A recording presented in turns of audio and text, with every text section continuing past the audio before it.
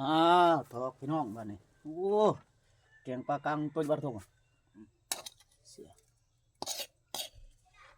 ไปสุกทอกบ้านมา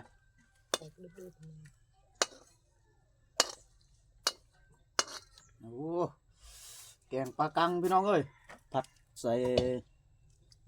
หมักบวบเนาะพี่น้องเนาะหมักบวบหวานพี่น้องนี่สบายดีสวัสดีเด้อสีมัดสุกุสุคนเนาะมาพี่น้องเด้วันนี้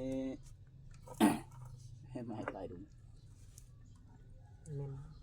นี่อบโอ้ยอบเมนแล้วก็มีปลากั้งเนาะพี่น้องเนาะปลากั้งใบเทียน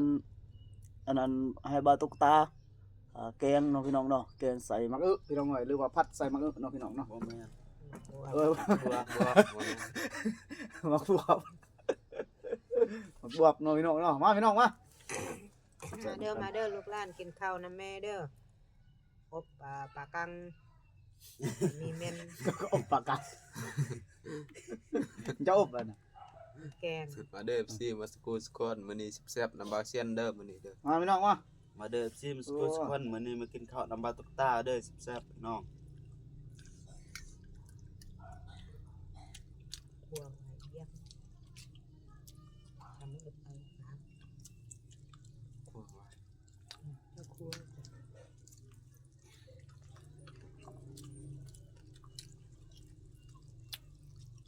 มากินข้าวน้ำกัน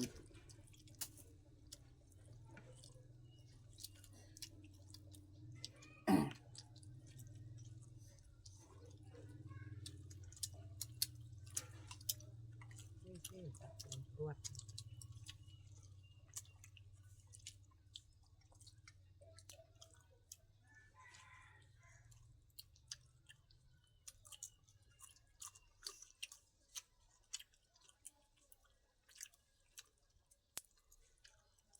สุดแล้วก็จะแมวไว้จะ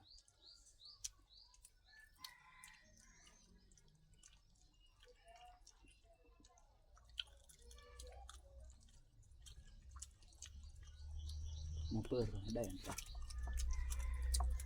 จ้ามีผลอุ้ยจ้าแล้วเว้ยอยากคน ก็จะเป็นจ้าแล้วก็อยากคนเด็กนี่หมอเรื่องชนมันแบบ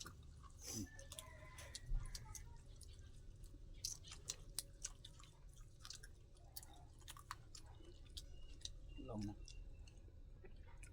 ลองกันเลยนะนะก็ให้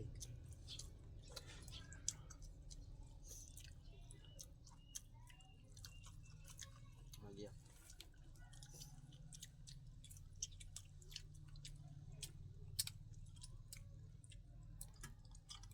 นี่มันจ้ากุย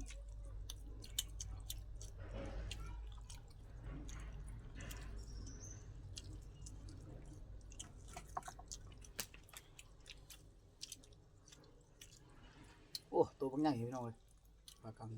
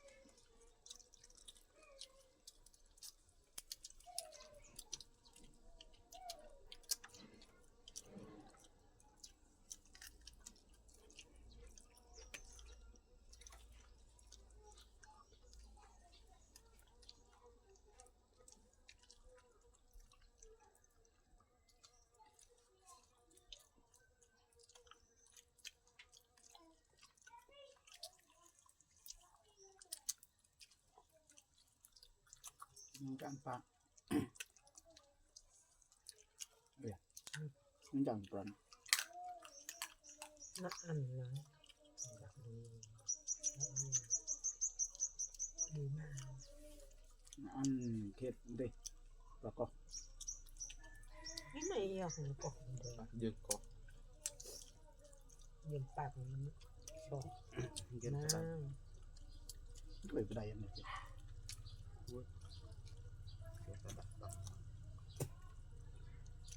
จะให้ได้ติ ก็ปะ มันชอบมันวงยกนักได้ดี ก็ปลาใส่ก็อบ เยอะมากไป ก็ ได้ ปาก ดี ได้ใจอันติ ไม่เป็นตัวนี้ทางหน้ากระเต้แล้วก็ปากปากเทวหน้ากระเต้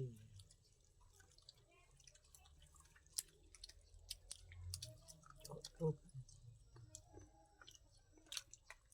เป็นบ่ได้ใจ ได้ใจหักดีมันเป็นใบนะปากมาหากระเต้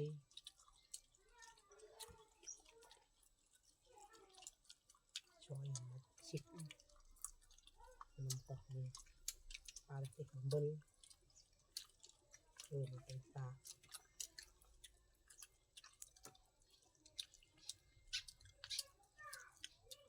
เงินแห่งากเปยังชุด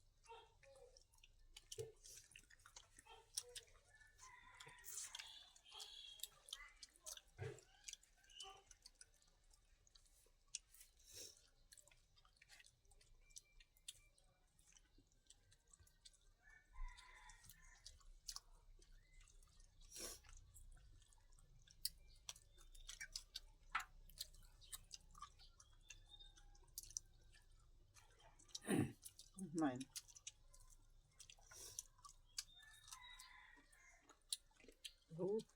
แบบ ปรุง ใส่ ปรูด มักแนง ปรุงปรุดพี่น้อง ปรุงปรูดบ่แม่นปรุงปรูด